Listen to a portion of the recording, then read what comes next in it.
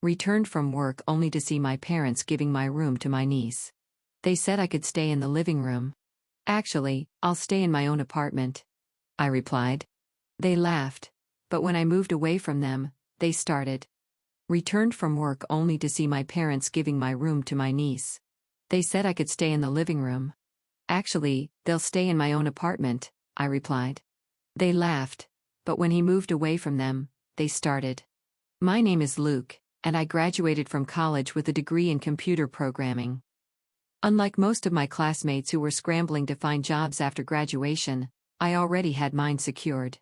During my third year, I got an offer from Softtech Solutions, a mid-sized software company that liked my work during a summer internship. The job offer came with a pretty decent salary, enough that I could have moved into my own place right after graduation. But I didn't. Luke, we were hoping you might consider staying with us a bit longer, Dad said one evening as we sat around our dining table. Mom nodded beside him, looking slightly embarrassed. What do you mean? I thought you'd be happy to finally have the house to yourselves, I replied, confused by their request. Mom cleared her throat. Well, son, the truth is, we're having trouble keeping up with all the bills these days. Your father and I aren't getting any younger, and our expenses keep going up. If you stayed, Dad added quickly, and maybe contributed a little to the household, it would really help us out. I looked at their worried faces. These were the people who raised me, who put me through college. Despite the fact that I'd been dreaming about my own place for years, I couldn't say no. How much would help? I asked. The relief on their faces was immediate. Maybe $1,000 a month, Mom suggested tentatively, for bills and groceries. And just like that, I became the breadwinner for my parents at 22 years old. I kept the rest of my salary in my savings account, watching it grow steadily each month. I didn't spend much on myself, just the basics and occasional small treats. Why waste money on things I didn't need? My brother Oliver had a completely different philosophy about money. He was 7 years older than me, married to his college sweetheart Jamie, and had a 7-year-old daughter named Emily. They lived in a fancy rented apartment across town and lived like they were swimming in cash, even though they weren't. Oh my God, Luke, are you seriously wearing that shirt again? Oliver said during one of his Sunday visits. He was sprawled on our parents' couch, scrolling through his phone while Jamie and Mom watched football and Dad played with Emily. I looked down at my plain blue t-shirt. What's wrong with it? He rolled his eyes dramatically. I saw you wearing it in your Facebook photos from last year. Don't you ever buy new clothes? The new Tom Ford line dropped weeks ago. I don't need new clothes, these ones work fine, I replied, trying not to let him get under my skin. This is why you're still single. He sighed, as if my lack of designer clothing was some kind of character flaw. No girl wants a guy who looks like he shops at Goodwill. I bit my tongue instead of pointing out that while I had a growing savings account, he and Jamie were living paycheck to paycheck despite her well-paying job. Oliver worked part-time at a boutique, mostly to fight boredom as he put it, but their combined income disappeared as quickly as it came in vacations, restaurants, clothes, and whatever else caught their fancy that week. Hey, Luke, Oliver said later that same day, cornering me in the kitchen while I was doing dishes. His voice had shifted from mocking to sweet. Can I borrow $200? There's this jacket I've been eyeing, and I'm a little short this month, I sighed. This wasn't the first time, and it wouldn't be the last. Sure, I said, drying my hands on a towel. You're the best. He gave me a quick hug. This is why you're my favorite brother. I'm your only brother, I reminded him, but he was already texting someone, probably telling them he could afford the jacket after all. When I wasn't at my day job, I spent most evenings working on a side project, a home security system app that I believed could revolutionize how people monitored their homes. It would integrate with existing camera systems but add intelligent alerts and user-friendly controls that the current market was missing. Luke, it's almost midnight. Why are you still on that computer? Dad complained, standing in my doorway in his robe. You're running up our electricity bill. Sorry, Dad. Just finishing something up, I said, not looking away from my screen. All he does is play those stupid games, I heard Mom tell Dad as they walked back to their bedroom. No wonder he can't find a girlfriend. I didn't bother correcting them. They wouldn't understand what I was working on anyway, and I didn't have the energy to explain. Sometimes it was easier to let people believe what they wanted to believe. Little did I know that my quiet life of saving money and secretly coding was about to be turned upside down in ways I couldn't imagine.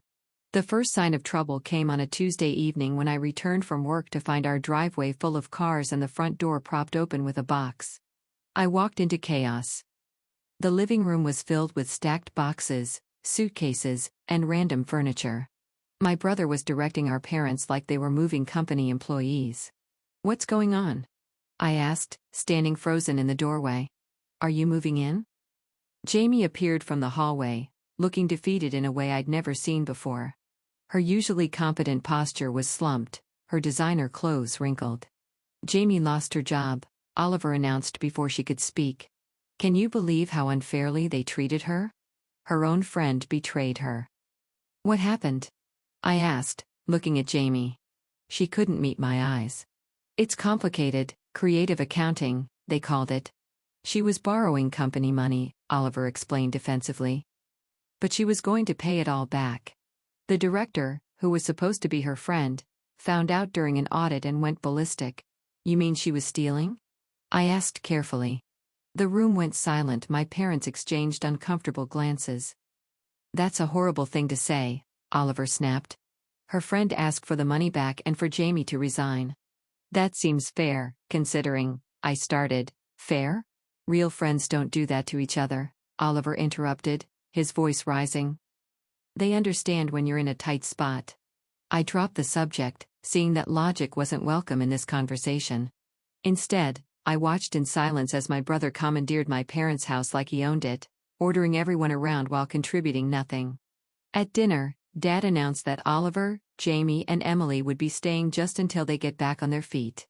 I nodded and silently prepared myself for what I knew was coming, a nightmare of epic proportions. The nightmare I predicted began almost immediately. My quiet, orderly life crumbled under the chaos of having Oliver's family in the house. Jamie found a new job within 2 weeks, but as she complained loudly to anyone who would listen, it paid half of what she made before. Oliver kept his part-time job at the boutique, working just enough hours to claim he was contributing without actually helping much with their finances. "This chicken is so dry," Oliver complained at dinner one night, pushing his plate away. "Dad, don't you know how to use seasoning? We used to eat at Bellissimo's every Thursday, and their food was amazing." Instead of defending his cooking or telling Oliver to make his own dinner, Dad just nodded apologetically. "I'm sorry, son. I'll try to do better next time." I stabbed at my chicken, which was perfectly fine, and kept my mouth shut. The dynamic in the house had shifted dramatically. Somehow, Oliver had become the center of everyone's attention and concern. His problems were everyone's problems.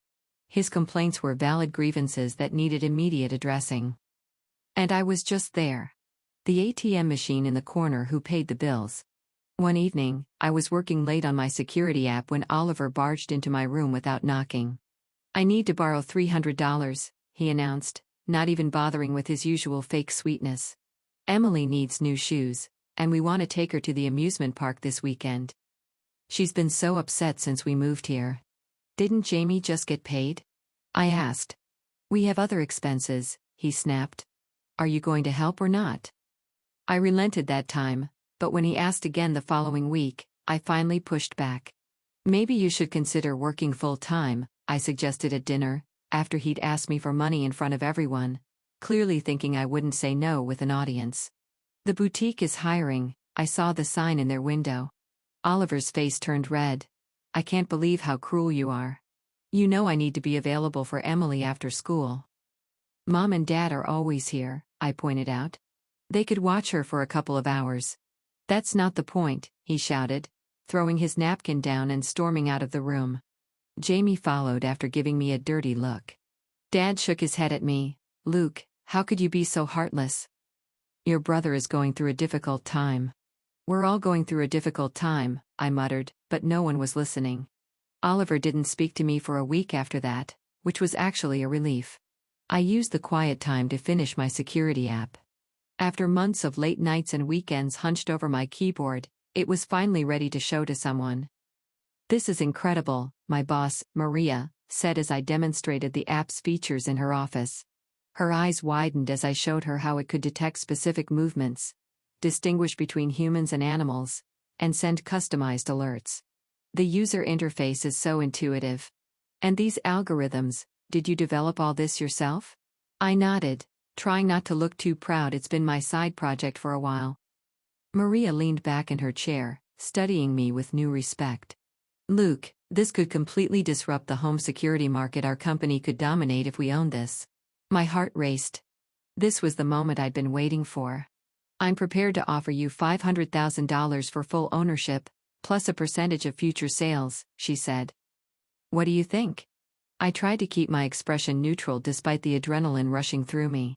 $500,000 plus royalties? It was more than I dreamed of. That sounds fair, I managed to say, as if I negotiated six-figure deals every day. We shook hands, and I walked out of her office in a daze.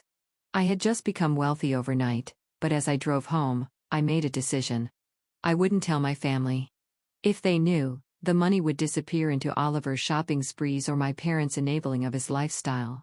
This was my chance for freedom, and I wasn't going to waste it. That evening, I contacted a realtor friend, Sam, who had helped one of my colleagues find an apartment. I need a place of my own, I told him over the phone, speaking quietly from my car in the driveway. I want to buy an apartment close to work, ready to move in quickly. Can you help? Absolutely. I have a few places in mind already. Let's meet tomorrow after you finish work. When I entered the house, I found everyone gathered in the living room, an unusual sight for a weeknight. They stopped talking as soon as I walked in, their expressions a mix of determination and awkwardness. Luke, we need to talk to you, Dad said, patting the space beside him on the sofa. I sat down cautiously. What's up? Mom cleared her throat. We've been looking at our expenses, and, well, things are getting tight. With 5 adults and a child in the house, the utility bills have gone way up. And groceries, you wouldn't believe how much food a growing girl needs.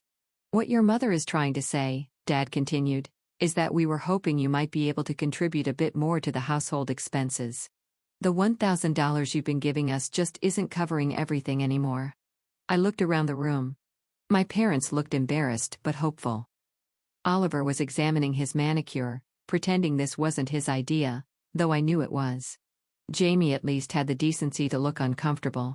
Are Oliver and Jamie contributing anything? I asked. My parents exchanged glances. Well, they're in a difficult position right now, Dad said softly. And you're single, with no dependents. You can afford to help a little more. I took a deep breath, counting to 10 in my head. How much more? We were thinking maybe $2,000 a month, Mom suggested.